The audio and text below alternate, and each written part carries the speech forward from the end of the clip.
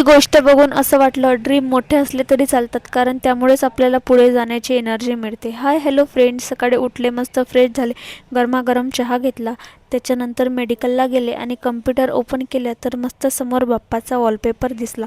एक वेगळीच positive energy मिळाली.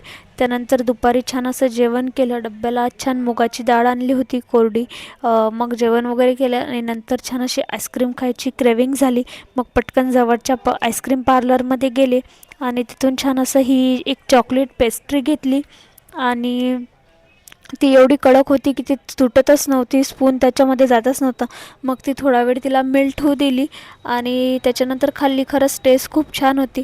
त्याच्यानंतर हा चॉकलेट कोन पण घेतला होता, तो पण खूप छान होता आणि मस्त आईस्क्रीम एन्जॉय केली.